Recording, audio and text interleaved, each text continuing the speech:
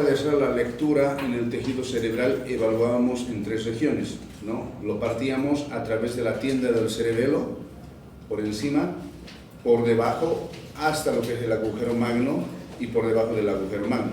Es decir, todo lo que se encontraba por encima de la tienda del cerebelo se denominaba supratentorial. Entre lo que es la tienda del cerebelo y el agujero magno se encuentra la región infratentorial. Y por debajo de lo que es el agujero magno, la región raquimedular. Entonces, nosotros hoy vamos a hablar meramente de todo lo que son las lesiones raquimedulares, ¿ya? Entonces, en ese término, siempre debemos tomar en cuenta de que esta estructura que es la columna vertebral es el nexo entre el sistema nervioso y el resto de nuestro cuerpo. Porque básicamente, dependiendo el trauma o la lesión a diferentes niveles, va a llegar a producir deficiencias motoras e incluso sensitivas, ¿no? Si hablamos desde lo que es la duodécima dorsal para abajo, obviamente la sensibilidad y la capacidad motriz va a repercutir en los miembros inferiores, ¿no? Si hablamos a nivel cervical, dependiendo del grado, puede comprometer ya sea solamente lo que son la capacidad motriz y sensibilidad de los miembros superiores debido a lo que es el plexo braquial, o ya de pronto, si existe una lesión de gran magnitud, producir incluso una cuadriplegia. Entonces, todo esto vamos a ir hablándolo. La columna vertebral como tal está dividida en ¿cuántos segmentos? 4 segmentos, ¿no? En primer lugar, hablamos de lo que son los cervicales, dorsales, lumbares y las sacrocoxígeas. Si bien existe literatura donde separa en 5 segmentos, sacro y la región coxígea en diferentes, pero sin embargo, debido a que estas están fusionadas, se denominan solamente región sacrocoxígea. Un aspecto importante de lo que son la columna, siempre vayan recordando que la disposición de lo que es la columna vertebral en una radiografía lateral va a ser así, de esta forma. A ver, lo voy a cambiar. Va a tener esta forma. Primero hablamos de una lordosis cervical, que eso es fisiológico. Una cifosis fisiológica dorsal, una lordosis lumbar y una cifosis sacrocoxígea. Esas son las curvaturas normales que deberíamos observar. Cuando supera más de los 40 grados de ángulo de Kolb, como se denomina, y eso en neurología lo van a llevar, estos ya se convierten en patológicos, ¿ya? Esto en una radiografía lateral de columna vertebral, ¿no? Sin embargo, cuando nosotros visualizamos una anteroposterior, no existe en lo absoluto ningún tipo de desvío, es decir, que la columna vertebral debería ser recta, tal cual estamos observando, recta. Cuando existe un desvío de esta característica, hablamos de una escoliosis, que clínicamente se puede diferenciar a través del test de Adams si estamos ante un cuadro de escoliosis fisiológica o estructural. Cuando hablo de fisiológica, generalmente es debido a un fenómeno de compensación. Por ejemplo, si a mí me dan un golpe en la región costal, ¿qué voy a hacer? Obviamente voy a inclinar mi caja torácica hacia el lado afectado con el fin de reducir el dolor. Y en ese momento la columna se desvía, ¿no? Pero sin embargo, en un paciente que no tiene ningún antecedente de trauma, pero sin embargo la columna está desviado, se habla de una escoliosis estructural o patológica. Esta es las radiografías de columna dorsal, de columna cervical, ya sea una anteroposterior y una lateral. Y fíjense, en la lateral, ¿qué se observa? Una curvatura que se denomina la lordosis cervical. La lordosis cervical no debe ser de gran magnitud como lo que estamos viendo, ¿no? Entonces, acá vamos a identificar 3 arcos: un arco anterior, el arco medio y el arco posterior. Absolutamente cada uno de estos arcos, si se dan de cuenta, van siendo secuenciales. Si bien existe un salto entre cuerpo vertebral a cuerpo vertebral, existen los espacios intervertebrales, pero sin embargo son continuos, si se dan de cuenta, ¿no? Entonces, esa es la forma como debemos evaluarlo en una radiografía lateral de columna cervical.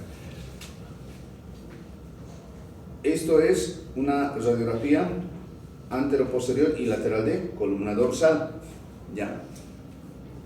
Una radiografía antero-posterior y lateral de columna lumbar y la sacrocoxia. Ahora, ¿qué es lo primero que debemos evaluar en una radiografía, ya sea cervical, dorsal, lumbar o sacrocoxia? En una antero-posterior debemos evaluar la alineación de la columna vertebral, ¿no? Prácticamente a través de las apófisis espinosas determinamos que esté alineada, recta, en otras palabras, ¿no? Lo segundo que vamos a evaluar es la lordosis o la sifosis fisiológica, ¿no?, en cada uno de estos segmentos. En este caso estamos viendo la lordosis lumbar, ¿no?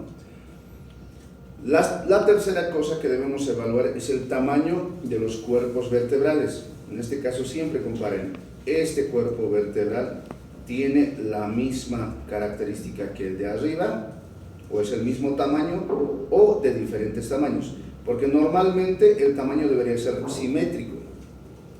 ¿Qué sucede cuando esta vértebra se encuentre así pequeñito y el de abajo se encuentre así? ¿Miren? Diferente el tamaño, ¿no? Entonces acá lo que debemos sospechar es una fractura por compresión o aplastamiento, ¿ya? Por eso es que siempre se realiza ese tipo de evaluaciones. Otra característica es evaluar,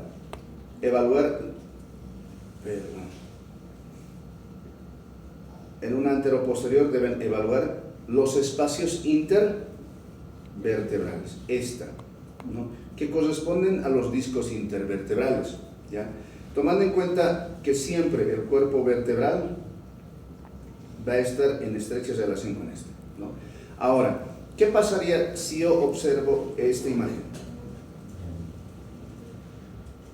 Así.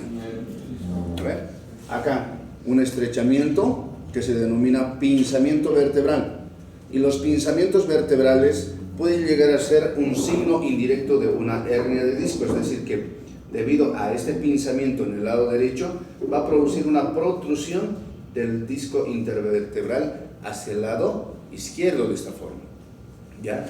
Radiológicamente no podemos diagnosticar hernia de disco, pero un signo indirecto, ojo, un signo indirecto de lo que es la hernia de disco es el pinzamiento vertebral, ¿ya? En algunos casos vamos a visualizar que la columna vertebral o los cuerpos vertebrales van a estar así, formando este tipo de gradita, ¿no? Fíjense, ¿no? Una asimetría. Esto se denomina listesis, ¿ya? Listesis, que son desvíos, que son patologías que se van a dar en situaciones crónicas, ¿ya? Todo trauma raquimedular debemos tomar en cuenta que siempre se debe sospechar de una lesión a nivel medular.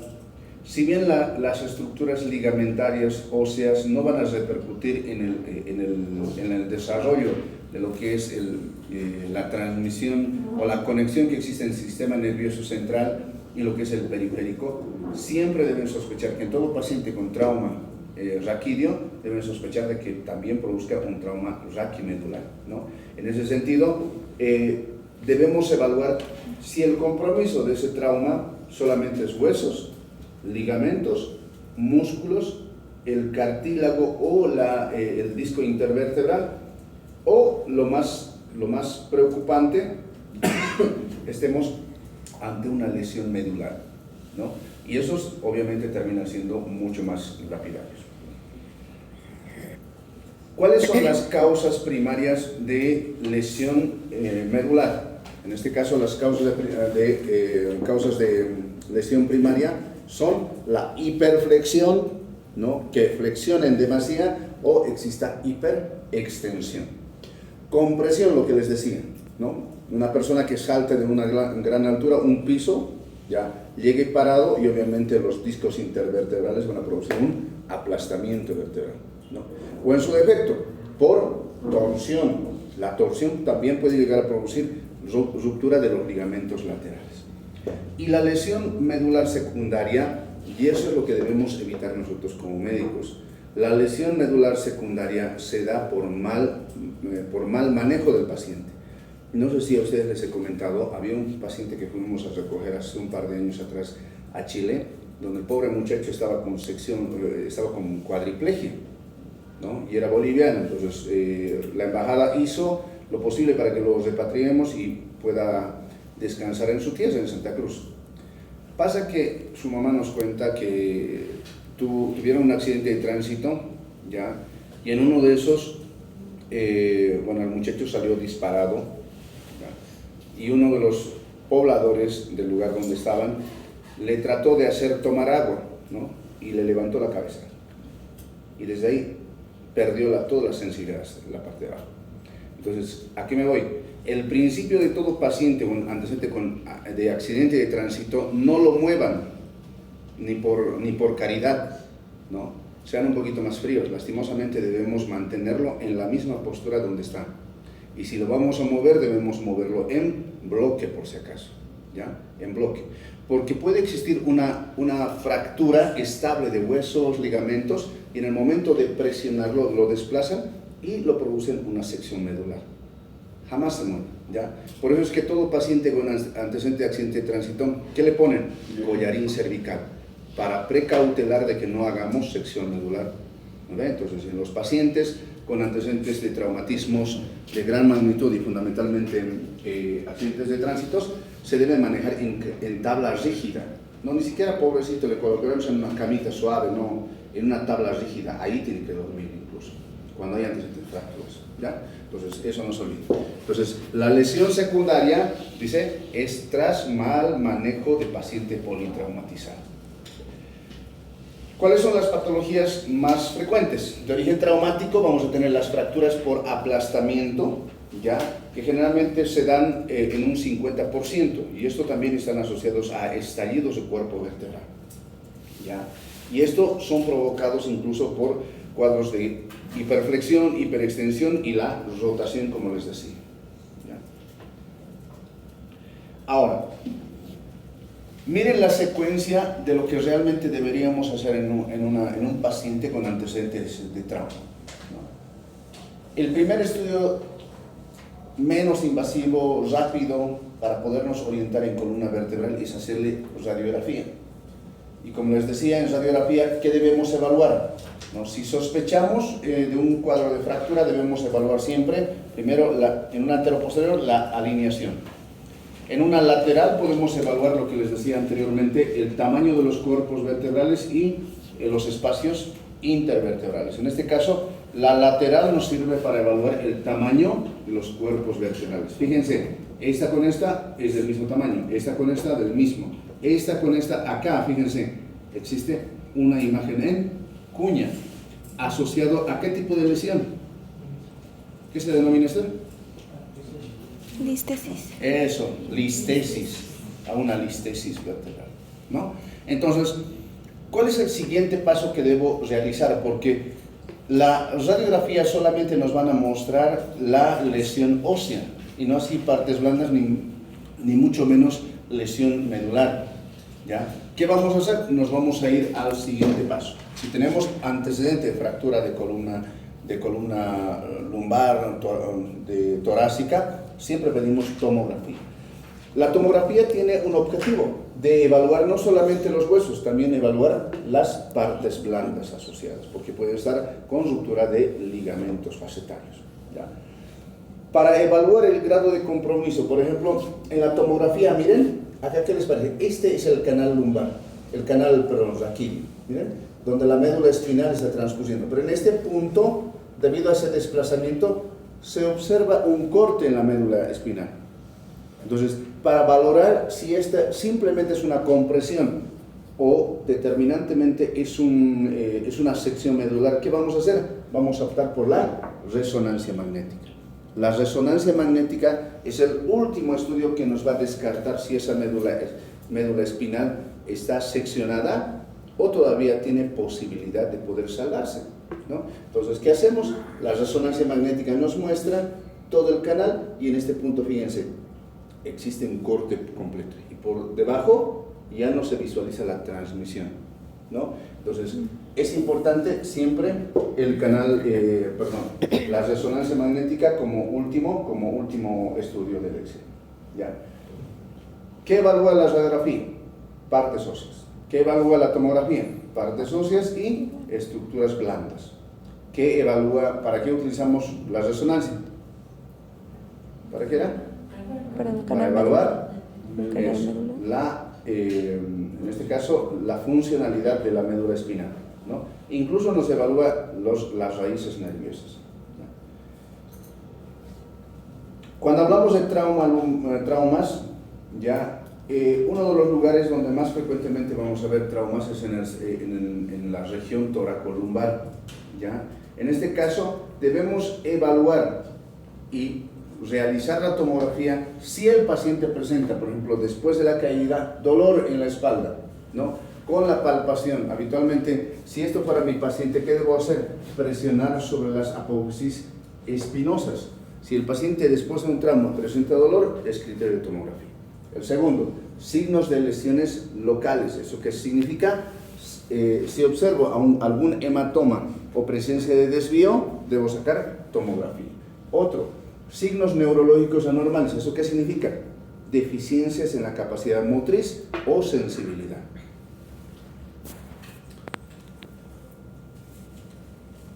Mojate. No, tu compañera atrás. Última vez. Durmiendo. ¿Ya? Entonces, si nosotros evaluamos la parte neurológica, debemos evaluar dos aspectos. ¿Cuáles son? La fuerza muscular, en este caso el sistema motor y el sensitivo. Recuerden que en el entorno motor vamos a evaluar tres cosas. ¿Cuáles son? La fuerza muscular, el tono muscular y los reflejos osteotendinosos.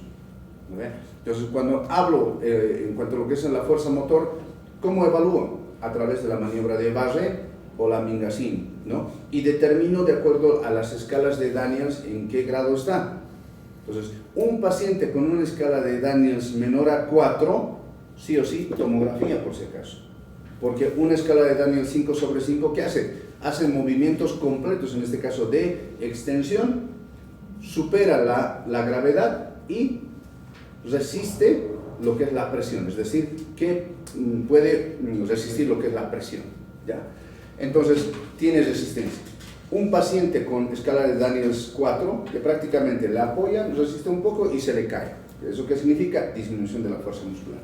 Posteriormente hacen sensibilidad, y la sensibilidad, ustedes saben, deben evaluar siempre sensibilidad táctil, ¿qué más? Térmica, analgésica y vibratoria, ¿ya? Entonces, esos son los cuadros que debemos ir evaluando. Todo paciente, ojo, todo paciente que tiene antecedentes de trauma por fenómeno de desaceleración debe sacar sí o sí radiografía de columna cervical, ¿no ven? Ante un paciente con contusión hemorrágica, y eso en el anterior parcial ha entrado, ¿no? Paciente con contusión hemorrágica, ¿qué estudio debo pedirle? Radiografía o tomografía de columna cervical. ¿Por qué? Por el fenómeno de latigazo puede llegar a producir una fractura a nivel de la columna cervical.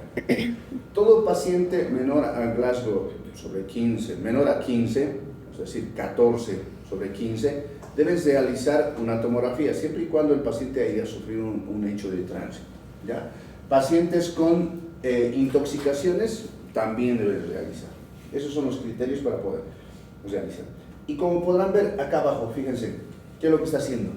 El transporte y la movilización en bloque. Jamás le hagan sentar, ¿ya? Ni levantar los pies. Este paciente debe estar en completo en bloque, deben levantarlo así.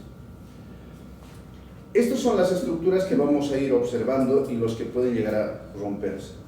Acá, por ejemplo, este es el ligamento longitudinal anterior. Habitualmente esto se rompe cuando existe una hiperextensión. En la parte posterior de los cuerpos vertebrales se encuentra el ligamento longitudinal posterior. Estos dos ligamentos son los que sujetan y permiten que hagamos parcialmente los movimientos de flexión y extensión, ¿ya?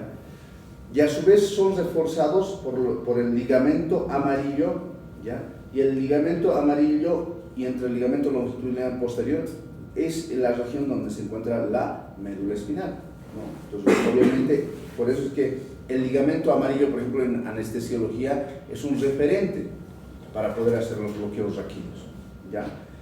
Y obviamente posteriormente tenemos lo que son los ligamentos interespinosos y los ligamentos supraespinosos que van a coadyuvar en poder sujetar todo lo que son las apófisis espinosas, ¿ya? Entonces, en un daño, ya sea por hiperextensión o por hiperflexión, estos ligamentos son los que parcialmente primero se rompen y llegan a producir lo que son las fracturas. Empezamos a hablar de las fracturas especiales. La primera fractura se denomina la fractura de la C1, fractura de Jefferson, o de la fractura del mal clavadista, ¿no? ¿Qué sucede? Que generalmente en el primer clavado, por hacerse a los tigres, por ahí está una dama ahí mirándole, se clava, pero pasa que después de un par de segundos más, sale recién, pero con adolorido el cuello, ¿vale? Ocurre esta situación, ¿no? Se clava y pasa que la parte de lo que es la cabeza choca contra el fondo, ¿no? Y produce una fractura por compresión. Este tipo de fracturas es habitual y la fractura que ocurre es a nivel de la primera cervical, el atlas, ¿no? El atlas puede llegar a producir una fractura en el arco anterior como también en el arco posterior. A esta fractura se denomina fractura de Jefferson. Entonces, todo paciente que les diga, doctor, estoy con un dolor en el cuello, no puedo girar ni a izquierda ni a derecha, o existe alguna alteración sensitiva en todo el cuerpo, ¿ya? Con el antecedente de que ha hecho un clavado y desde ese momento ha chocado la cabeza al piso, sospechen de fractura de Jefferson, ¿no? En este paciente se debe sacar una radiografía transoral. No le sirve una radiografía anteroposterior y lateral de columna cervical, porque no lo van a ver. La mejor forma para ver la primera cervical y la segunda cervical es a través de la radiografía transoral. Fíjense acá, ¿no ven? Acá estamos viendo la primera cervical y esto es la segunda cervical con sus apófisis odontoides, ¿ya? ¿Cuál es el estudio de primera elección ante una fractura de Jefferson? Tomografía con reconstrucción ósea. Como podrán ver acá, estamos viendo las fracturas en el arco anterior. ¿Cuál ha sido el mecanismo de la fractura de Jefferson? Compresión de la columna cervical sobre la cabeza, debido a una mal clavada. Ahora hablamos del trauma cervical a nivel de la C2, lo que son las fracturas de la apófisis odontoides. Como anteriormente les decía, ya, las fracturas de las apófisis odontoides generalmente se dan por fenómeno de latigazo, ¿no? Y esto va a ocasionar fracturas de tres tipos, más que todo en la apófisis odontoides, que pueden llegar a ser fracturas solamente de la punta, que es un tipo 1, un tipo 2 que es a nivel de la base, ¿ya? Y un tipo 3 que se extiende hacia el cuerpo vertebral de la C2. ¿Ya? Son los tres tipos. ¿Está bien?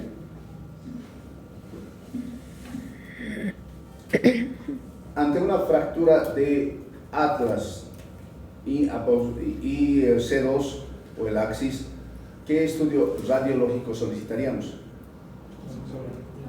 Eso, radiografía transoral de columna cervical, así, con ese término. Este estudio, bueno, esta variante se denomina la fractura del ahorcado o fractura de Hangman.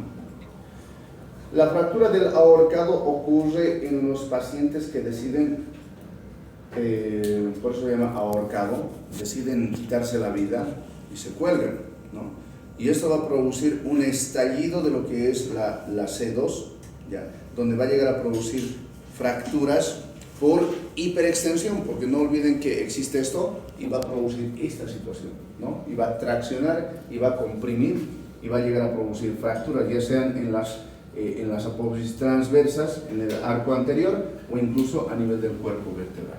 Ese tipo de fractura se llama fractura de Hangman. La fractura de Chance, que ocurre a nivel del tórax y a nivel de la región lumbar, este tipo de fracturas, por si acaso, es conocido como la fractura ocasionada por el cinturón de seguridad, ¿ya? El paciente, si estamos en a gran velocidad, impactamos contra otro vehículo, ¿qué va a producir? Que por inercia el cuerpo, la parte que no está sujetado por el cinturón de seguridad, se va a ir adelante, y obviamente el cinturón que está en forma transversal va a sujetar el cuerpo, haciendo de que esto ocurra este ejercicio, provocando fíjense, una fractura por arrancamiento que puede ocurrir. Entonces, y ahí va, un paciente que no tiene nada de herida, no tiene ninguna solución de continuidad, afortunadamente, pero sin embargo ha perdido sensibilidad en los miembros inferiores. ¿Qué deben sospechar? Preguntarle siempre, por eso alguna vez si han escuchado, ¿estaba usando cinturón de seguridad? Porque el cinturón de seguridad puede ocasionar dos tipos de lesiones: fracturas de clavícula, por si acaso, que es lo más frecuente, ¿ya? Y además puede producir esta segunda, que es la fractura de Chance, que se trata de una fractura por arrancamiento de la columna dorsolumbar, ¿ya? Aunque así, ¿no? Las fracturas a nivel de lo que es los procesos espinosos o las apófisis espinosas, fíjense, son las fracturas más estables, pero sin embargo son las fracturas más dolorosas, porque en esas regiones donde se llega a insertar lo que son los músculos paravertebrales, cervicales, dorsales, lumbares, ¿ya? Y permiten hacer los movimientos de flexión e hiperextensión, de lateralización hacia la derecha, izquierda, ¿no? O incluso la rotación. Cuando ocurre este tipo de fracturas, el paciente tiende a tener una incapacidad de poder realizar rotaciones, flexiones o hiperextensiones. Entonces, estas son una de las lesiones más frecuentes y obviamente una de las lesiones más dolorosas, pero sin embargo es una de las lesiones más estables. ¿Ya? En cuanto a lo que son las fracturas por estallido, ¿ya? Esta es la característica, fíjense. En una radiografía, ¿cómo determinamos una fractura por estallido o por aplastamiento? Siempre partimos de la asimetría de los cuerpos vertebrales en relación a sus vecinos. Fíjense, los voy a delimitar. Fíjense, este es el cuerpo vertebral que estamos visualizando completamente comprimido. Y su vecino es este. Y su otro vecino es este. ¿Verdad? Fíjense, evidente, ¿no? Ahí tenemos una fractura por aplastamiento o por compresión, ¿ya? Si bien en una radiografía anteroposterior no se va a visualizar, pero de igual forma tienen que intentar visualizar. Acá está, esto es lo normal, ¿no? Y acá se encuentra de esta forma. Ahí está, ¿no? Y esta se encuentra normal, ¿ya? Fracturas por aplastamiento. ¿Cómo determinamos si está con compromiso de partes blandas? Tomografía. Y en la tomografía obviamente observamos la característica de la fractura, pero a su vez estamos observando esta estructura.